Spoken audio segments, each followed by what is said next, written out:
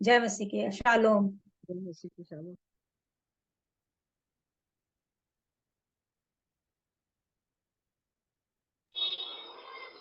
आप सबों को जय मसीह की शालोम। जय मसीह की भाई सब। एक बार फिर से परमेश्वर पिता को धन्यवाद देता हूँ आज की शाम के लिए कि प्रभु ने हमें यह अवसर दिया कि हम उसके पवित्र उपस्थिति में बैठने पाते हैं। और जैसा कि हमने बीते दिनों में देखा था, द्वितीय आगमन के विषय में हम लोग सीख रहे थे और 5 पॉइंट हमने उसमें देखा था उनकी शिक्षा के विषय में। उसके बाद दूसरा जो था वह दूसरी बार कैसे आएंगे वो हमने देखा। फिर तीसरा पॉइंट था कि वह कब दोबारा आएगा, और उसके बाद हमने देखा था जब वह आएगा तो क्या पाएगा और उस दिन क्या होगा। ये 5 पॉइंट हमने बीते समयों में देखा था। तो आने वाले हम लोग देखेंगे अभी इस समय में परमेश्वर के वचन से सीखेंगे आज वो दोबारा क्यों आएगा। और उसके बाद जो लास्ट पॉइंट है वो ये है कि उसकी बाट जोड़ने के लिए क्या करना चाहिए, है ना। प्रभु हम जानते हैं कि प्रभु यीशु मसीह आने वाले हैं, तो उनके आने की बाट जोड़ने के लिए हमें क्या करना चाहिए, इन बातों को हम आज सीखेंगे। प्रभु सहायता करें। और इससे पहले कि हम वचन के भाग में जाएं, आइए हम लोग प्रार्थना करेंगे। धन्यवाद देते हैं परमेश्वर पिता आपकी बड़ी दया अनुग्रह के लिए प्रभु, जो आपने हम पर किया, यह अवसर दिया कि हम पिता परमेश्वर एक बार फिर से आज की शाम आपकी पवित्र उपस्थिति में बैठने पाते हैं। प्रभु हम धन्यवाद देते हैं पिता परमेश्वर, और विनती करते हैं शैतान के हर एक जाल फंदों से हमें बचा करके रखे प्रभु जी। और पिता परमेश्वर हमें ज्ञान और बुद्धि से परिपूर्ण करे, ताकि हम आपके वचनों को सीख करके उसके अनुसार चल सके और आपके आने की हम बाट जोड़ने वाले हो सके प्रभु। तो परमेश्वर हर एक आशीषों के लिए धन्यवाद देते हैं, और जितने जुड़े हर एक को आप साथ में देते पिता, हर एक को आशीषित करें और अपनी महिमा में बढ़ाए। सारा आदर महिमा हम आपको देते हैं प्रभु, और विनती उद्धार करता प्रभु यीशु मसीह के नाम से मांगते हैं, आमीन। तो आप लोग मेरे साथ निकाल लीजिए इब्रानियों की पत्री, उसका 9वां अध्याय और 27 और 28 वचन पढ़ेंगे। हम लोग बीते दिनों में देख रहे थे दूसरे आगमन के विषय में, तो आज हम लोग उसका जो तीसरा पार्ट है वो देख लेंगे, है ना। उन बातों को सीखेंगे कि वह दोबारा क्यों आएगा, है ना। हमारा प्रभु आने वाला है, हम जानते हैं कि हमारा प्रभु यीशु मसीह क्या है, आने वाला है। तो क्यों आएगा हम उस विषय को देखेंगे। और मेरे साथ निकाल लीजिए और इब्रानियों की जैसे मनुष्यों के लिए एक बार मरना और उसके बाद न्याय का होना नियुक्त है, वैसे ही मसीह भी बहुतों के पापों को उठा लेने के लिए एक बार बलिदान हुआ, और जो लोग उसकी बाट जोते हैं उसके उद्धार के लिए दूसरी बार बिना पाप उठाए हुए दिखाई देगा। तो यहाँ पर जब हम परमेश्वर के वचन को देखते हैं तो हम क्या देखते हैं कि वो अब जब आएंगे तो बलिदान होने के लिए नहीं आएंगे, ठीक है। और दूसरी जो बात है वो फिर से हमको मौका देने के लिए नहीं आएंगे, क्योंकि वो हमको ऑलरेडी समय दिए हुए हैं, ठीक है। ये जो समय है ना, तो अपने आप को सुधारने का और प्रभु के पीछे चलने का और उसके बाट जोड़ने का समय है। तो जब वो आएंगे तो वो क्या बोलते हैं, और जैसे मनुष्य के लिए एक बार मरना और उसके न्याय का होना नियुक्त है ना। 27 वचन हमको बताता है इब्रानियों की पत्री में, जब हम पढ़ते हैं 27 वचन, तो न्याय का होना नियुक्त है, ठीक है। और उसके बाद हम जब आगे पढ़ते हैं तो परमेश्वर का वचन बताता है कि वो एक बार क्या किया, हमारे पापों को उठा करके ले गया और वो बलिदान अपने आप को किया। लेकिन वो अब बलिदान होने के लिए नहीं आएगा, ठीक है। वो क्या करने के लिए आने वाला है,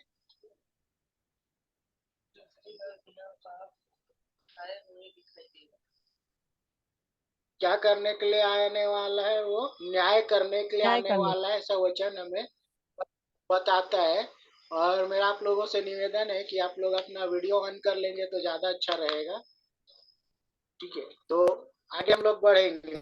और उसके बाद वचन हमको बताता है कि और अगर 28 वचन को पढ़े, और जो लोग उसकी बाट जोते हैं उनके उद्धार के लिए दूसरी बार बिना पाप के दिखाई देगा। बिना है ना? पाप के, वो किन के लिए दिखाई देने वाला है? जो जो बिना बिना पाप पाप के। के उसके बाट जोते हैं। तो आज हमको अपनी दशा को जांचने की जरूरत है कि हमारी स्थिति कैसी है। मेरे साथ निकाल लीजिए, आगे हम लोग देखेंगे। मत्ती रचित सुसमाचार उसका 25 अध्याय 31 से 34। मत्ती उसका 35 उसका 31 से 34। मत्ती का 35, 25 से 33, 35, मत्ती 25 रचित है। सुसमाचार का हाँ 25 अध्याय हाँ, 30 से 34। 25 से जब 34। मनुष्य का पुत्र अपनी महिमा में आएगा और सब स्वर्गदूत उसके साथ आएंगे, तो वह अपनी महिमा के सिंहासन पर विराजमान होगा और सब जातियां उसके सामने इकट्ठी की जाएंगी।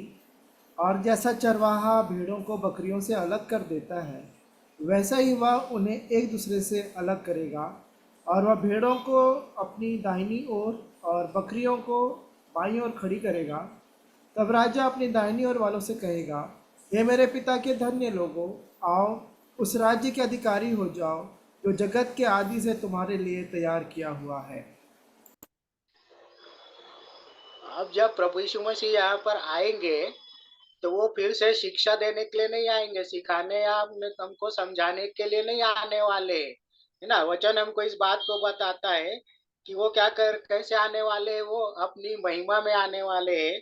और उसके बाद बोलता है सब सरदूत उसके साथ आएंगे। सरदूत भी आने वाले, वो अकेले आने वाले नहीं है। है ना?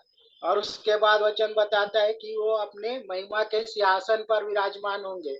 और जब वो विराजमान होंगे तो क्या करने वाले हैं? यहाँ पर लिखा है बात 32 में, सब जातियां क्या होंगी? उसके सामने इकट्ठी इकट्ठी होंगी, होगी। कहा गया है। और उस बाद भेड़ और बकरियों का उदाहरण दिया गया है ना? जी हाँ। ठीक है। और जैसा भेड़ों को चरवाहे क्या करते हैं, भेड़ और बकरी को अलग करते, वैसे ही मेरे हाथ की दशा होने वाली है ना? अब हमको इस बात को तय करना है कि हम भेड़ों में गिने जाते हैं या बकरियों में गिने जाते हैं। लेकिन यहाँ पर वचन हमको क्या बताता है कि उस समय सब अलग अलग किए जाएंगे। है ना? छटिंग होने वाली है। और उसके बाद क्या होगा? वो क्या करेंगे? उन्हें अलग करेंगे बोलता है। फिर भेड़ों को दाहिनी ओर और बकरियों को बाई ओर बाईं ओर। करेंगे। और उसके बाद वचन बताता है, तब राजा अपनी दाहिनी ओर वालों से कहेगा, हे मेरे पिता के धन्य लोगों। उसके बाद क्या बोलेंगे? आओ उस राज्य के अधिकारी हो जाओ जो जगत के आदि से तुम्हारे लिए तैयार किया तैयार गया किया। है। तो आपकी और आपकी दशा कैसी है? क्या हम उस धन्य लोगों में हमारी गिनती होगी या नहीं होगी? है ना? ये जांचने की बात है और अपने आप को सुधारने की बात है। तो यहाँ पर हमको इन बातों को क्या करना पड़ेगा? गंभीरता से लेना पड़ेगा। अगर हमको प्रभु के राज्य में जाना है, उन भेड़ों में हमारी गिनती होनी है ना? और प्रभु के दाहिनी ओर हमें खड़े होना है, तो हमको तैयारी करने की बहुत ही सख्त जरूरत है। आगे हम लोग देखेंगे परमेश्वर के वचन से। वचन हमको सिखाता है, 34 में लिखा है, वह अपनी दाहिनी ओर वालों से कहेगा, हे मेरे पिता के धन्य लोगों, आओ उस राज्य के अधिकारी हो जाओ जो जगत के आदि से तुम्हारे लिए किया हुआ तैयार है, किया है। तैयार किया हुआ है ना? मतलब शुरुआत से ही तैयार कर दिया गया है ना? हम नहीं जानते कि उनमें से हमारी गिनती होगी या नहीं होगी, हम भेड़ों में गिने जाएंगे या नहीं गिने जाएंगे। लेकिन हमको क्या करना है? प्रयास करना है कि हमारी गिनती किस में हो? भेड़ों में हो। अपने आप को हमको सुधारने की जरूरत है। आगे हम लोग देखेंगे परमेश्वर के वचन से, यहूदा की पत्री उसका 1 अध्याय और उसका 5 वचन। पर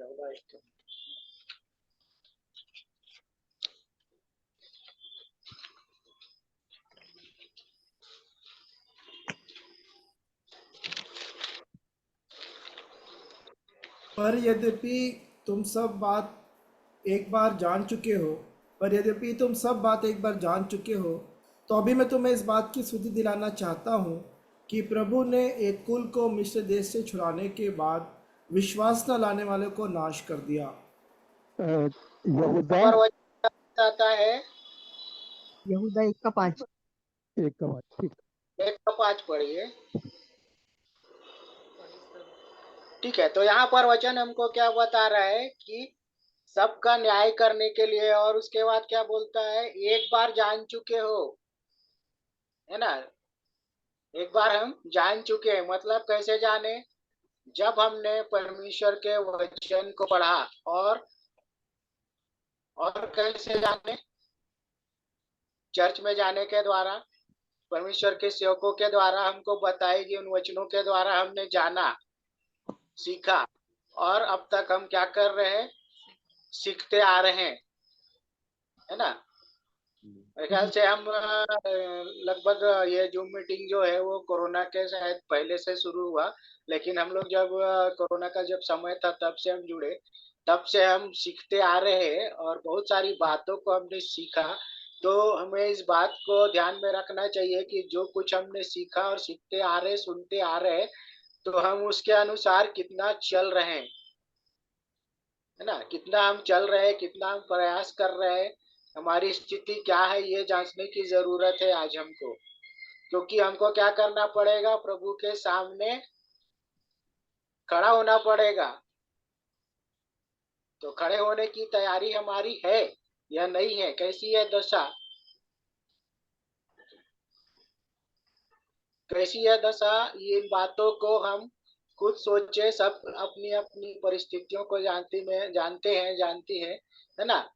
तो आज मेरी दशा कैसी है, प्रभु सबको जानता है, हर एक की परिस्थितियों को जानता है। परंतु यहाँ पर वचन हमको क्या बताता है कि तो भी मैं तुम्हें इस बात की सुधि दिलाना चाहता हूँ, मतलब वो हमको जागृत कर रहा है वचन, कि प्रभु ने एक कुल को मिस्र से छुड़ाने के बाद विश्वास न लाने वालों को नाश कर दिया, है ना।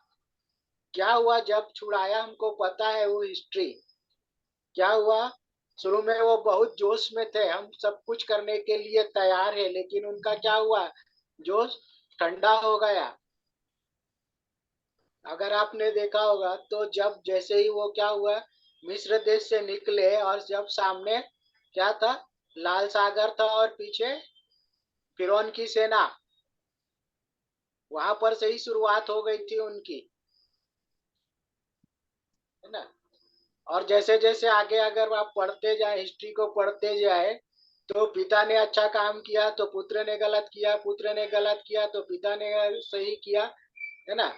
और अगर पिता ने सही चला तो बाद में वो क्या हो गया, गलत किया, ऐसे हमको मिलता है। मतलब अगर आप देखें तो परमेश्वर के वचन में, तो परमेश्वर के वचन में आप अगर देखते हैं, अगर आपने शयन किताब को पढ़ा होगा 41 अध्याय, उसका 12-13 वचन को आप पढ़े, है ना, तो वहां पर हम इन बातों को देख सकते हैं। वो हमेशा प्रभु कहता है, मत डर, मैं तेरे संग हूँ, इधर उधर मत ताक। और उसके बाद कहता है, मैं तुझे धर्म में हाथ से छुड़ाऊंगा, तू मेरा है, इसराइल मेरा है। लेकिन यहाँ पर उन्होंने क्या किया। तो इन बातों को जब हम पढ़ते हैं और जब जानते हैं, तो हमको आज इन बातों को सीखना जरूरी है कि हमको प्रभु के सामने खड़ा होना है। तो प्रवचन हमको उदाहरण ये बताता है कि उनके समान मत करो, है ना, जैसा उन्होंने किया। यहाँ पर हम इन बातों को देखते हैं, मिस्र को छुड़ाने के बाद विश्वास न लाने के कारण वो क्या हो गए, नाश कर दिया, ना। छुड़ाए तो बहुत सारे लोग गए थे, वहां से निकले तो बहुत लोग थे, गए कौन। इन बातों को हम देखें तो हम इस बात को समझ पाएंगे कि दशा कैसी है। तो उदाहरण यहाँ पर बहुत ही सुंदर तरीके से यहाँ पर यहूदा की पत्री उसका 1 अध्याय 5 वचन में दिया है कि हम इन बातों को पढ़ करके समझे और सीखे कि कैसी दशा थी। तो यहाँ पर हम लोग आगे बढ़ेंगे, है ना। जब वो आएगा तो क्या होने वाला, हम इस टॉपिक को देख रहे हैं। मेरे साथ आगे निकालिए परमेश्वर के वचन से यौना की किताब, उसका 5वां अध्याय 28 और 29।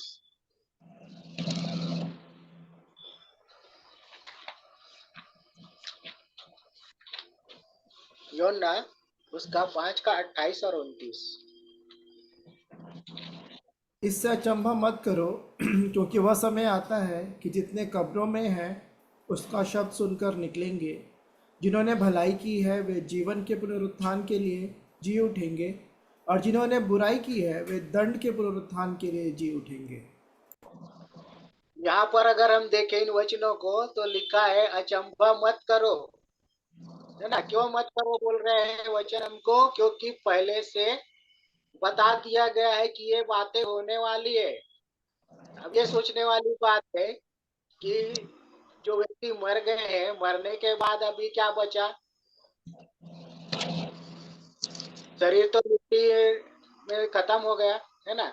उसके बाद किसी किसी का हड्डी थोड़ा बहुत बचा होगा, किसी का थोड़ा सड़ गया होगा, मतलब पूरा खत्म हो गया था।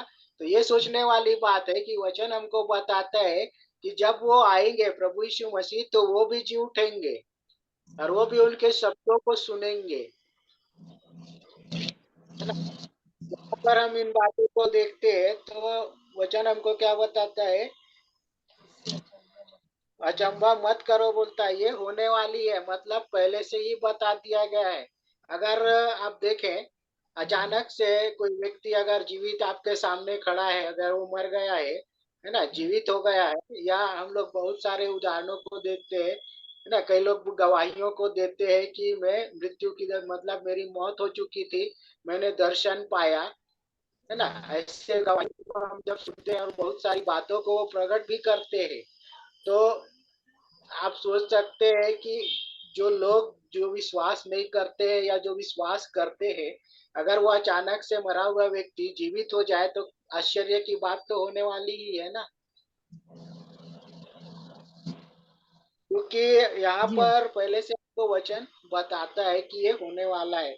और अगर हम आगे पढ़े तो लिखा है जिन्होंने भलाई की वे जीवन के पुनरुत्थान के लिए जी उठेंगे। अभी जी वहां पर उठेंगे। कंडीशन है, दो कंडीशन है। पहला क्या है? जिन्होंने भलाई की है वो क्या करेंगे? जीवन पाने के लिए, है ना। जीवन का क्या बोल रहा है यहाँ पर वचन? जीवन के पुनरुत्थान के लिए जी उठेंगे। जीवन के लिए जी उठेंगे, मतलब ये यहाँ पर बोलता है और जिन्होंने बुराई की है वो दंड के पुनरुत्थान के लिए जी उठेंगे। तो, है ना, जीवन और मृत्यु दोनों ही है। तो इस बात को हमें सीखना जरूरी है कि हमको क्या करना चाहिए। जितना हो सके हमको भला ही करना चाहिए, क्योंकि वचन हमको इस बातों को सिखाता है। एक मसीही होने के नाते जब हम परमेश्वर के वचन को सीखते हैं, जानते हैं, तो अवश्य है कि हम क्या करें, एक दूसरे का भला ही करें। हम यह ना बोले कि ठीक है मैं बाद में देख लूंगा। हमको एक दूसरे की अपराध को भी क्षमा करना है। अगर हम नहीं करेंगे तो हमारा भी नहीं होगा, है ना। बहुत सारी ऐसी बातें हैं जिनको परमेश्वर का वचन हमें सिखाता है कि उसको नहीं करना है और किस बातों को करना है। तो आगे हम लोग बढ़ेंगे उसमें।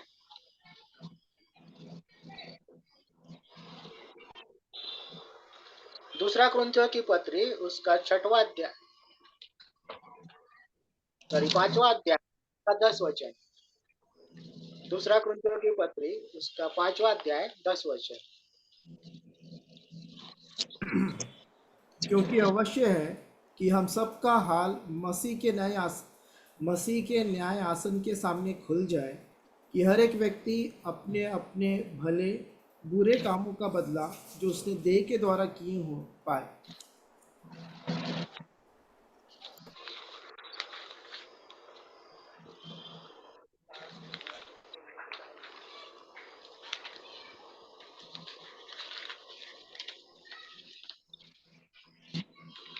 वचन हमको यहाँ पर इन बातों को सिखा रहा है, क्योंकि अवश्य है कि हम क्या करें, सबका काल मसीह के न्याय सिंहासन के सामने क्या होने वाला है, खुल जाए, है ना। मतलब क्या क्या किया है,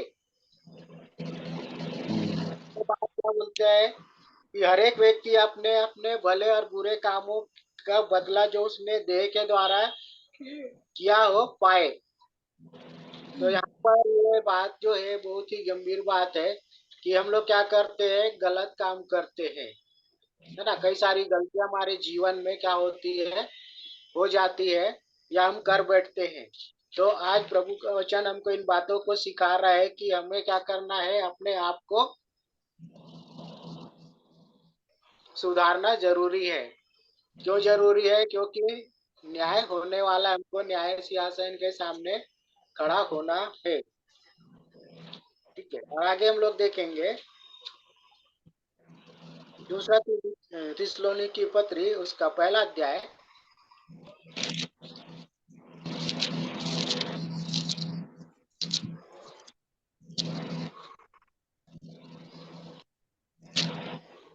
का 8 और 9 वचन।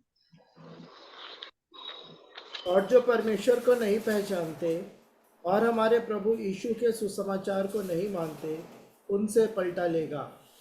वे प्रभु के सामने से और उसकी शक्ति के तेज से दूर होकर अनंत विनाश का दंड पाएंगे। यह उस दिन होगा जब वह अपने क्या पवित्र बोल रहा है वचन हमको? और परमेश्वर को नहीं पहचानते और हमारे प्रभु यीशु के सुसमाचार को नहीं मानते, उनसे पलटा लेगा, है ना। जो परमेश्वर को नहीं पहचानते और क्या बोल रहा है, सुसमाचार को नहीं मानते, ऐसा वचन हमको बताता है। बदला लेने वाला परमेश्वर है। और आगे उसके प्रभु के सामने से और उसकी शक्ति के तेज से दूर होकर अनंत विनाश का दंड पाएंगे। क्या करने वाले आने वाले हैं? जो आज्ञा नहीं मानते, जो बात नहीं सुनते, उनके लिए ये बातें होने वाली, वो दंड देने के लिए आने वाले हैं। और मत्ती रचित सुसमाचार में देखेंगे उसका 7वां अध्याय 21 वचन।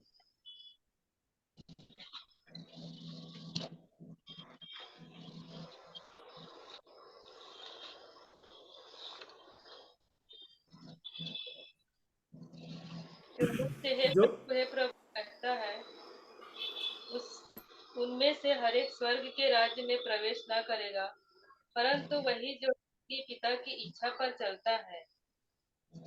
हमारा प्रभु क्या करने वाला है? इनाम देने वाला है ना। किसको? जो आज्ञा मानते हैं।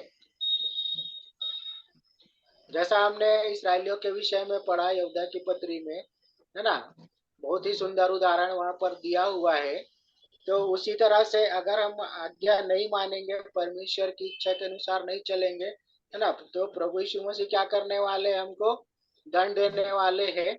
और उसके बाद यहाँ पर जब हम मत्ती रचित सुसमाचार में पढ़ते हैं 7:21 में, तो जो परमेश्वर की इच्छा के अनुसार चलता है उसको क्या मिलने वाला है?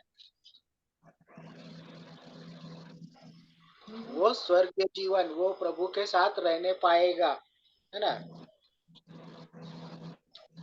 क्योंकि हमको उसकी इच्छा के अनुसार चलने के लिए प्रयास करना जरूरी है। और आगे हम लोग पढ़ेंगे और एक वचन को पढ़ेंगे, पहला कुरिन्थियों की पत्री, उसका 15:24।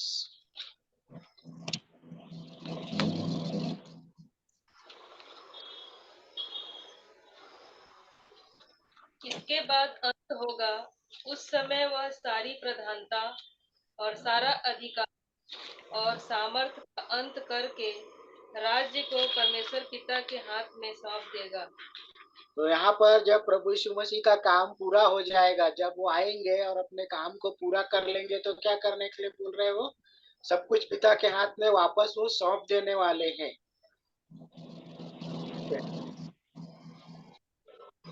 क्योंकि परमेश्वर का राज्य देने के लिए आने वाले हैं ना वो। तो वहां पर जब वो राज्य को देने वाले हैं, तो वो क्या करेंगे? अपने काम को पूरा करके सब कुछ प्रभु के हाथ में सौंप देंगे। जब वो आएंगे तो ये सारी बातें होंगी। अब इसके बाद हम जो अंतिम जो बातें हैं उसको हम देखेंगे कि जो उसकी बाट जो होने वाले हैं, या मैं और आप प्रभु के आगमन की बाट जो होते हैं, तो हमें क्या क्या करना चाहिए। तो उसके लिए आप निकाल लीजिए प्रेरितों के काम उसका 2 अध्याय।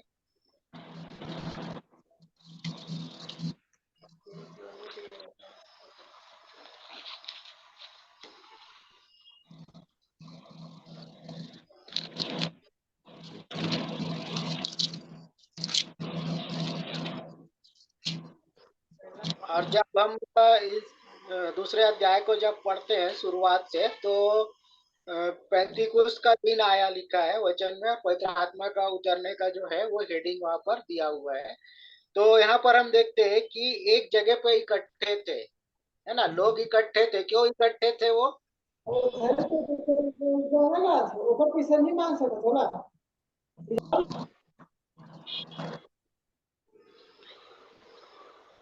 यहाँ पर जब हम दूसरे उसको पढ़ते हैं परमेश्वर के वचन में, प्रेरितों का हम 2 अध्याय में, वो जो समय था वो कौन सा समय था? पेंतीकुस्त का दिन आया, पेंतीकुस्त का वो समय था जब ये लोग वहां पर इकट्ठे हुए थे। तो क्यों इकट्ठे हुए थे वो? प्रभु यीशु मसीह ने उनसे कहा था कि यरूशलेम को नहीं छोड़ना। वचन को सुनने के लिए इकट्ठे हुए थे, है ना। परमेश्वर के वचन को सुनने के लिए वो क्या किए रहे थे? इकट्ठे हुए थे। और जब वो इकट्ठे हुए थे तो वहां पर क्या हुआ? आकाश से एक बड़ी आंधी की सही संसार वचन बता कि जहाँ वो गूंज उठी। मतलब वो क्या कर रहे थे? परमेश्वर की भक्ति में लीन थे। और जब वो परमेश्वर के वचन को सुन रहे थे, परमेश्वर की भक्ति में लीन थे, तो वहां पर ये बातें हुई। और जब आगे हम पढ़े तो लिखा है कि और उन्हें आग की सी जीभें फटती हुई दिखाई दी और उनमें से हर एक पर आ ठहरी। मतलब वहां पर क्या हुआ? पवित्र आत्मा वहां पर उतर आया, है ना। तो हमको क्या करना पड़ेगा? वचन हमको इस बात को सिखाता है कि हमको भी प्रभु की भक्ति में क्या करना पड़ेगा? लीन होना पड़ेगा, उसकी समीपता में जाना पड़ेगा, जैसे ये लोग कर रहे थे, है ना। और जब आगे हम देखें तो वचन हमको बोलता है और वे सब पवित्र आत्मा से भर गए। और क्या हुआ उसके बाद? जब वे पवित्र आत्मा से भर गए तो आगे बोलता है कि बोलने की सामर्थ्य में अन्य अन्य भाषा बोलने लगे। और यहाँ पर जब हम आगे देखें ना, तो लोग जब सुन रहे थे तो उनको क्या लग रहा था? मेरी भाषा बोल रहा है, ठीक है। अब यहाँ पर जब हम, मैं इसको पूरा वो नहीं करूंगा क्योंकि बहुत लंबा है, परंतु हम थोड़ा थोड़ा बीच बीच के वचनों को देखेंगे। आप लोग पढ़ करके समझ सकते हैं इसको, आप पढ़ लीजिएगा अच्छे से। तो यहाँ पर हम जब आगे देखते हैं तो क्या हुआ? 6वें वचन में लिखा है, जब वह शब्द हुआ तो भीड़ लग गई। जब पवित्र आत्मा वहां पर उतरा, अन्य भाषा जब बोलने लगे, परमेश्वर का आत्मा वहां पर काम कर रहा था। और वहां पर क्या हुआ? वहां पर एक बड़ी भीड़ हो गई। और क्या हुआ? हर एक को यही सुनाई देता था कि ये मेरी भाषा बोल रहा है। और उसके बाद क्या हुआ? वे चकित और अचंभित भी हुए। तो जब हम परमेश्वर के वचन को सीखते हैं तो उसके अनुसार हमको चलना पड़ेगा। क्यों चलना पड़ेगा? क्योंकि हमको न्याय सिंहासन के सामने खड़ा होना है। अगर हम जब हमारी तैयारी इसी तरह से होनी जरूरी है। और आगे हम लोग जब देखें तो यहाँ पर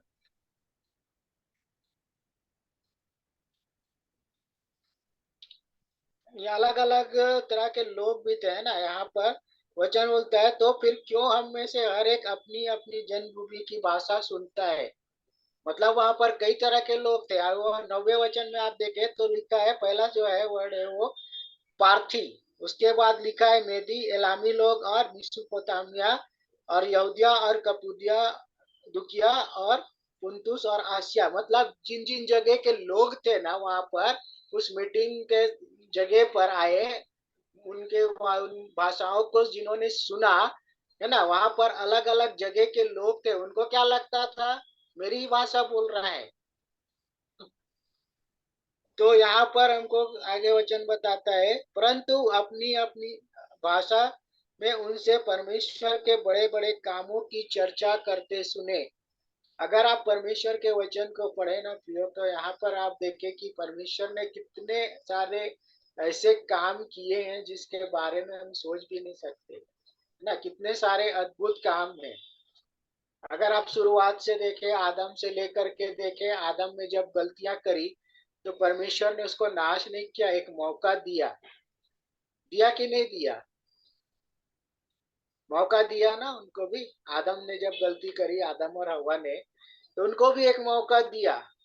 सिर्फ क्या किया था? अदन की वाटिका से निकाल दिया, लेकिन आगे का सब कुछ उनको करके दिया। दिया कि नहीं दिया? हाँ या ना? दिया दिया दिया ना। उनके लिए सब दि- कुछ दिया, उनको क्या करना पड़ेगा वो भी बताया। तो इसी तरह से परमेश्वर का जो काम है ना, बहुत ही अद्भुत है। वो आश्चर्य कर्म करने वाले परमेश्वर है। तो जब हम ऐसे जीवित परमेश्वर की उपासना हम करते हैं, तो हमको क्या करना पड़ेगा? उसके पीछे चलना पड़ेगा। सिर्फ सुनने से काम नहीं चलेगा, और जब हम सुनते हैं तो करना भी पड़ेगा। और जब हम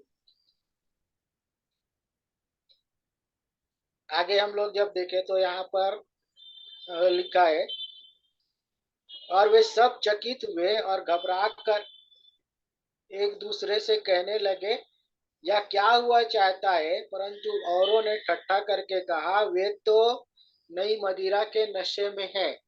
ये बातें लोगों को समझ में नहीं आई। परमेश्वर का काम है ना। वो जब अन्य भाषा बोल रहे थे, तो कई लोगों ने बोले, क्या बोले?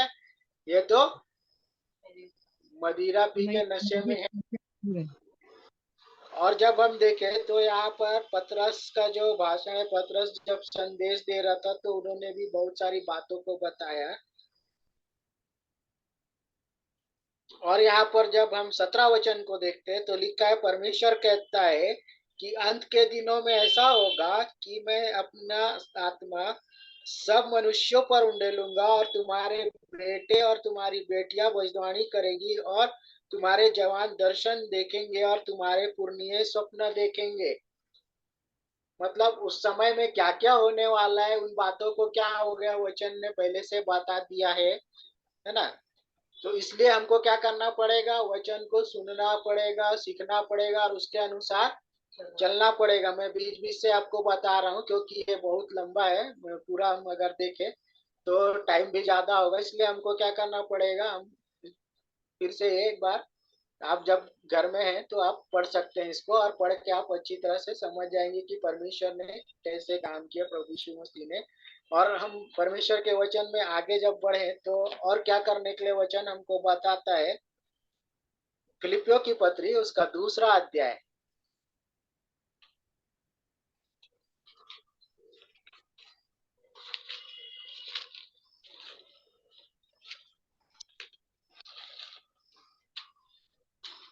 उसका 2 अध्याय, उसका 12 वचन में पढ़िए।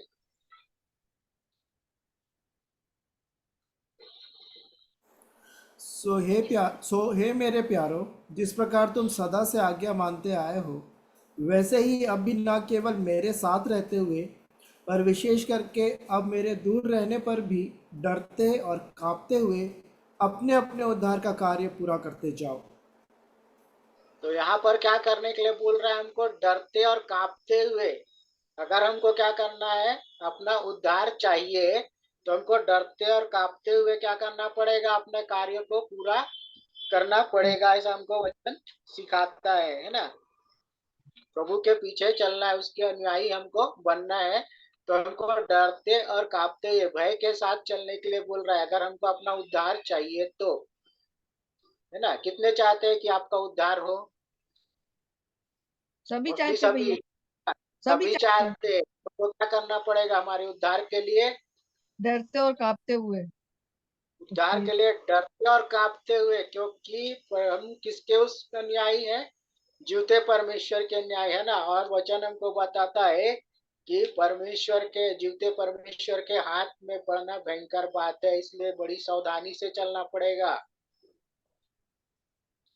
ठीक है, तो इसलिए हमको इन बातों को ध्यान में रखना जरूरी है। यहाँ पर एक लाइन कोड किया है, विशेष करके लिखा हुआ है, और मेरे दूर रहने पर, है ना। ये जो बातें हैं, जो है फिलिपियों की मंडली को जब पत्र लिखा गया तब इन बातों को कही गई है, और उनको ही नहीं, मेरे और आपके लिए भी ये वचन है। आगे हम लोग बढ़ेंगे। दूसरा तीमुथियुस उसका 4 अध्याय उसका 8 वचन।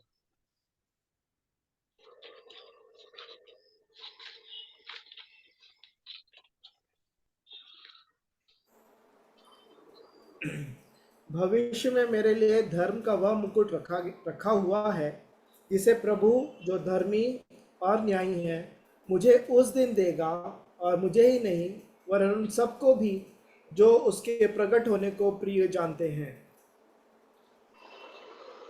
अब यहाँ पर वचन क्या बोलता है? भविष्य में मेरे लिए सारा धर्म का मुकुट रखा है। कब मिलेगा हमको? जब हम उसके आने की बाट जोते, उसकी आज्ञा को मानते, प्रभु की इच्छा के अनुसार चलते हैं ना, तभी, है ना। अगर हम उसकी आज्ञा को नहीं मानेंगे, उसकी इच्छा के अनुसार नहीं चलेंगे, तो नहीं मिलेगा। और आगे लिखता है, जिसे प्रभु जो धर्मी और न्यायी है मुझे उस दिन देगा। कब मिलेगा? ये जो मुकुट रखा गया वो हमको कब मिलेगा? भविष्य में। क्या और मुझे ही नहीं वरन उन सबको भी जो उसके प्रकट होने को प्रिय जानते हैं, क्योंकि हमारा प्रभु प्रकट होने वाला है। और जब हम उसके पीछे चलेंगे, उसकी बाट जोहेंगे और उसमें बने रहेंगे, तभी होगा, तब मिलेगा, है ना। क्योंकि ये जो चलने की जो ये है, वो बहुत ही कठिन परिस्थिति है। मार्ग कैसा है? सकरा मार्ग है ना। अड़चने आती है, बाधाएं हमारे जीवन में आती है। अगर हम उससे पार हो गए तभी हम वहां तक पहुंच पाएंगे, और वहां तक पहुंचने के लिए हमको क्या करना पड़ेगा?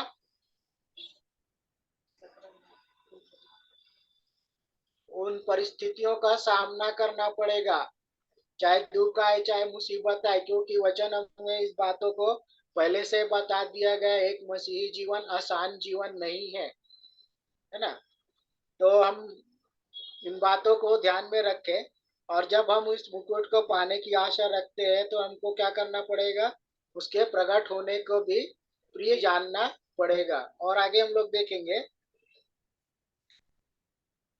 पहला कुरिन्थियों की पत्री उसका पहला अध्याय 7 वचन। पहला कुरिन्थियों की पत्री उसका पहला अध्याय और उसका 7 वचन।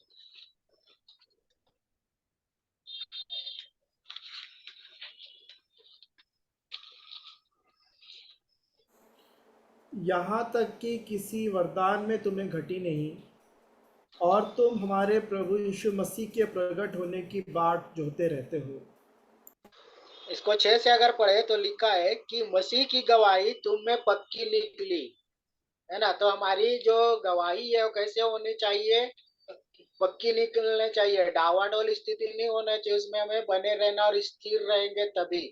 पक्की होनी चाहिए एकदम, उसमें बने रहना है, मतलब अटल कहना चाहिए, है ना।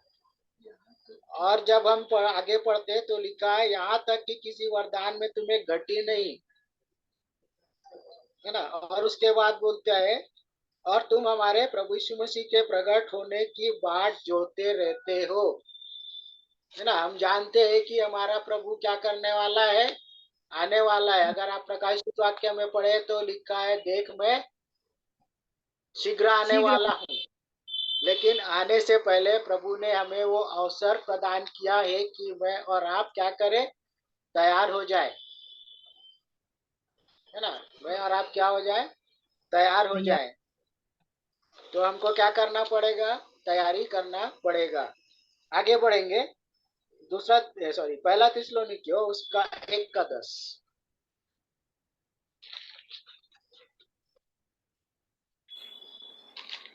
दसवां वचन, और उसके पुत्र के स्वर्ग पर से आने की बाट जोहते रहते हो, जिसे उसने मरे हुओं में से जिलाया, अर्थात यीशु की, जो हमें आने वाले प्रकोप से बचाता है।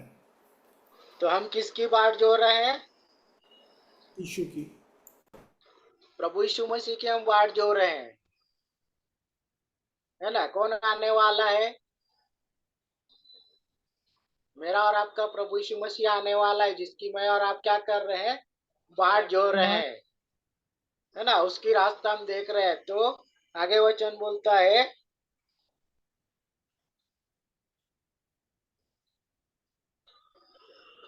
जिसे उसने मरे हुओं में से जिलाया, अर्थात यीशु की, जो हमें आने वाले प्रकोप से बचाता है ना। हमें आने वाले प्रकोप से, आने वाले जितने भी दंड है, उन हर एक उससे प्रभु यीशु मसीह क्या करता है? हमको बचाता है।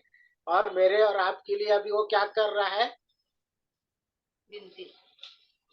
मध्यस्थ प्रार्थना करने के लिए क्या कर रहा है? पिता से विनती कर रहा है ना। अगर हम लोग यूहन्ना रचित सुसमाचार को पढ़े 14 अध्याय को, उसके पहले वचन से, तो हमारा प्रभु यीशु मसीह कहाँ गया हुआ है? पिता के पास गया, हमारे मेरे और आपके लिए विनती करने के लिए। तो ऐसे ही हम जाने देंगे क्या?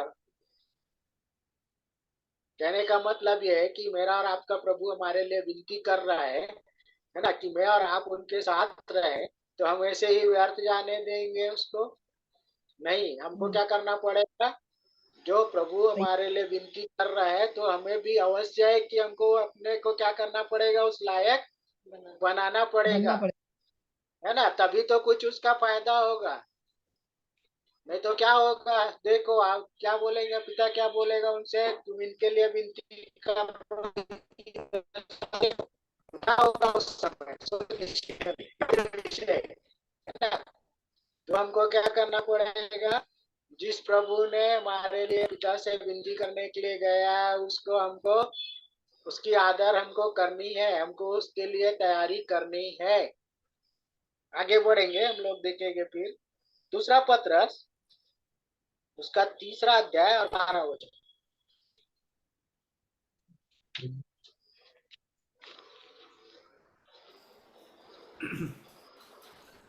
और परमेश्वर के उस दिन की बाट किस रीति से जोना चाहिए, और उसके जल्द आने के लिए कैसा यत्न करना चाहिए, जिसके कारण आकाश आग से पिघल जाएंगे और आकाश के गण बहुत ही तप्त होकर गल जाएंगे।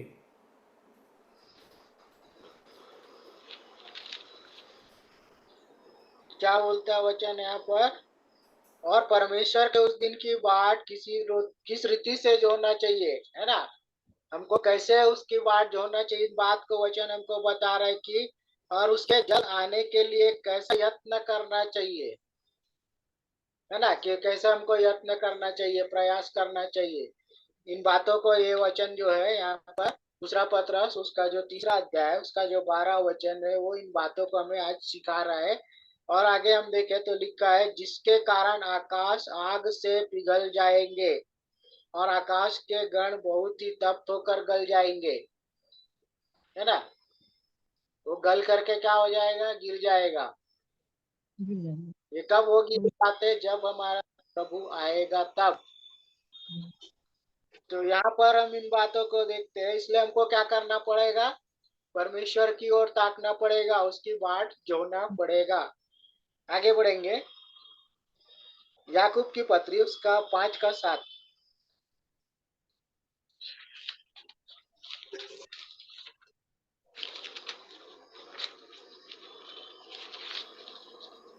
सो हे भाइयों, प्रभु के आगमन तक धीरज धरो। देखो, गृहस्थ पृथ्वी के बहुमूल्य फल की आशा रखता हुआ प्रथम और अंतिम वर्षा होने तक धीरज धरता है। पहला लाइन इसमें, इस वचन में क्या सिखाता है हमको? धीरज धरने के लिए, है ना। पहला लाइन हमको क्या सिखाता है? धीरज रखने के लिए। धीरज कि रखने के लिए। आगमन हमको धीरज धरना है। तो कैसे धीरज धरना है, उसका उदाहरण दिया हुआ है। किसान के विषय में बोला गया है कि गृहस्थ पृथ्वी के बहुमूल्य फल की आशा रखता हुआ प्रथम और अंतिम वर्ष होने तक धीरज धरता है। तो उसके प्रकट होने के, उसके आने तक हमको धीरज धरना पड़ेगा। तब जाके हम अपने प्रभु के साथ रहने पाएंगे, और उस लायक भी हमको बनना पड़ेगा। आगे बढ़ेंगे हम लोग, मत्ती रचित सुसमाचार उसका 10वां अध्याय उसका 22 वचन।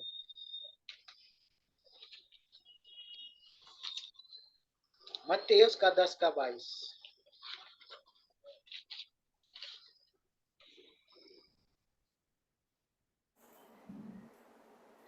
मेरे नाम के कारण तुम लोग मुझसे बैर मेरे नाम के कारण सब लोग तुमसे बैर करेंगे, पर जो अंत तक धीरज धरे रहेगा उसी का उद्धार होगा। अब यहाँ पर देख लीजिए, एक मसीही जीवन जो प्रभु यीशु मसीह के पीछे चलने वाले लोग हैं, उनके विषय में वचन क्या बोलता है? मेरे नाम के कारण सब लोग तुमसे क्या करेंगे? बैर करेंगे, है ना?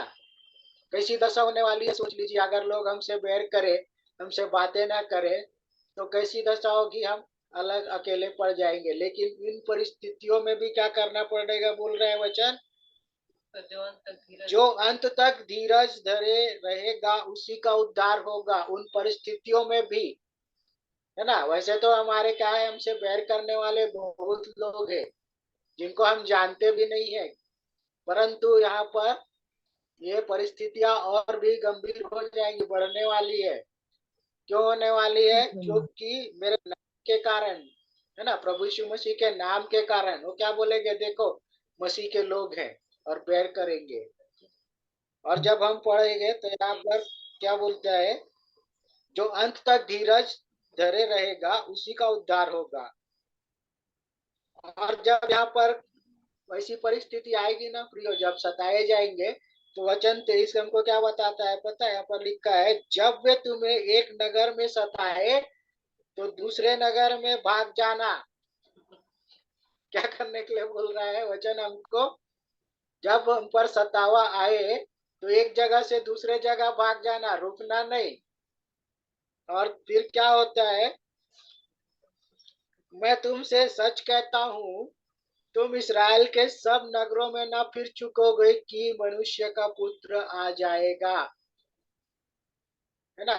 जब तक हम उसमें फिर न चुकेंगे, मतलब पूरी तरह से हम नहीं फिर पाएंगे, तो ऐसी कंडीशन होगी हमारी। और उस समय परमेश्वर का, प्रभु यीशु यहाँ पर लिखा है, मनुष्य का पुत्र क्या हो जाएगा? आ जाएगा, है ना? मतलब प्रभु यीशु मसीह क्या होगा? आ जाएगा। और तो ये ऐसी कठिन परिस्थितियां आने वाली है। इन कठिन परिस्थितियों का हमको क्या करना पड़ेगा? सामना करना पड़ेगा। आगे हम लोग बढ़ेंगे। प्रकाशित वाक्य उसका 2 अध्याय और 10 वचन। प्रकाशित वाक्य 2 का 10।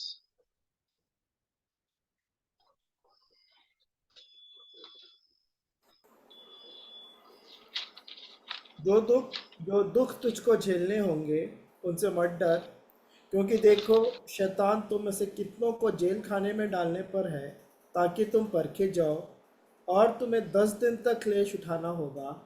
प्राण देने तक विश्वासी रह, तो मैं तुझे जीवन का मुकुट दूंगा। अब यहाँ पर क्या बोल रहा है? जो दुख को तुझे झेलने होंगे उससे मत डर, है ना? पहले से हमको इन बातों को क्या किया गया है? बता दिया गया है कि कैसे क्या क्या होने वाली, कैसी दशा होने वाली है। जब हम, मैं और आप प्रभु यीशु मसीह के आने की जब वाट जोते हैं, तो ये बातें होने वाली है। और क्या बोल रहा है? शैतान तुम में से कितनों को जेल खाने पर डालने वाला है। हम नहीं जानते कि मैं और आप जेल खाने में डाले जाएंगे या नहीं डाले जाएंगे, परंतु वचन हमको पहले से बता दिया गया है कितने लोग होंगे जो जेल खाने में डाले जाएंगे। क्यों डाले जाएंगे? ताकि तुम परखे जाओ, है ना? परखने के लिए यहाँ पर लिखा है, ताकि तुम परखे जाओ। और तुम्हें 10 दिन तक क्लेश उठाना होगा। प्राण देने तक विश्वासी रह, तो मैं तुझे जीवन का मुकुट दूंगा। ऐसे ही नहीं मिल जाएगा हमको जीवन का मुकुट। क्या करना पड़ेगा उसके लिए? इन परिस्थितियों में, इन परिस्थितियों में क्या करना पड़ेगा हमको? धीरज धरना पड़ेगा। और लिखा है 10 दिन तक होगा। और 10 दिन तक होगा तो कैसी कठिन परिस्थितियां वहां पर होंगी, है ना? वो समय कैसा होगा पहले से यहाँ पर हमको बता दिया गया है। तो ऐसे परिस्थिति में भी हमको क्या करना पड़ेगा? धीरज धरना पड़ेगा, प्राण देने तक विश्वासी रहना पड़ेगा। अगर हम विश्वास में डावाडोल हुए तो वो जो इनाम हमको मिलने वाला है, जो जीवन का मुकुट, वो नहीं मिलेगा, है ना। तो जीवन का मुकुट पाना है तो हमको क्या करना पड़ेगा, आप इन बातों को जान लीजिए। और यहाँ पर वचन क्या बोलता है, जिनके कान हो वह सुन ले कि आत्मा कलीसिया से क्या कहता है। और आगे हम जब देखें तो जो जय पाए उसको दूसरी मृत्यु से हानि ना पहुंचेगी।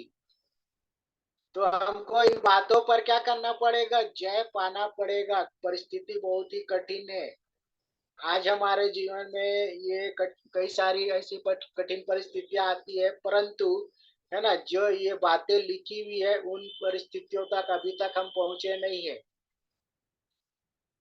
ठीक है, प्रभु ने हमें क्या किया है, सुरक्षित रखा हुआ है, लेकिन हम नहीं जानते कि हमारी कठिन परिस्थितियां कब आएंगी, है ना। हो सकता है हमारे बाद आगे की पीढ़ी को आ सकती है, या उनके बाद आ सकती है, या अभी आ सकती है, हम नहीं जानते। लेकिन हमको क्या करना पड़ेगा, हर समय तैयार रहना पड़ेगा। इसलिए वचन कहता है, जिनके कान हो वो सुन ले आत्मा कलीसिया से क्या कहती है। और आगे क्या बोलता है, जो जय पाए, इसलिए हमको जय पाना है। प्रकाशित वाक्य उसका 22 अध्याय और उसका 20 वचन। प्रकाशित वाक्य 22 का 20। जो इन बातों की गवाही देता है वह यह कहता है, हाँ मैं शीघ्र आने वाला हूँ। आमीन। हे प्रभु यीशु आ। है ना। अब यहाँ पर हम देखते हैं कि जब यूहन्ना ने दर्शन पाया तो उन सारी बातों को उसने प्रकट कर दिया। और यहाँ पर हम इन बातों को देखें तो वचन हमको क्या बताता है कि जो इन बातों की गवाही देता है वह कहता है कि हाँ मैं शीघ्र आने वाला हूँ। मतलब गवाही कौन दे रहा है, प्रभु यीशु मसीह दे रहे हैं, है ना। वो बोल रहा है हाँ मैं शीघ्र आने वाला हूँ। लेकिन सिर्फ यहाँ पर हम जब देखे, हमने बीते समयों में सीखा कि उनको पता नहीं है कब जाना है ना। हो सकता है वो अभी आ जाए, हो सकता है वो आधी रात को आ जाए, लेकिन हमको क्या करना पड़ेगा, तैयार रहना पड़ेगा, उसकी बाट जोना पड़ेगा। अपने पाप और अपराधों से जो हम गिरे हुए हैं, इस संसारिक अभिलाषाओं में जब हम फंसे हुए हैं, उनसे हमें आज ही तौबा करनी जरूरी है। अगर हम नहीं करेंगे तो वो जो जीवन का मुकुट है वो हमको नहीं मिलेगा, है ना, जो मेरे और आपके लिए रखा गया है। और हम लोग एक अंतिम वचन पढ़ेंगे, मत्ती रचित सुसमाचार उसका 24 अध्याय और 44 वचन। इसलिए तुम तैयार रहो, क्योंकि जिस घड़ी के विषय में तुम सोचते भी नहीं हो उसी घड़ी मनुष्य का पुत्र आ जाएगा।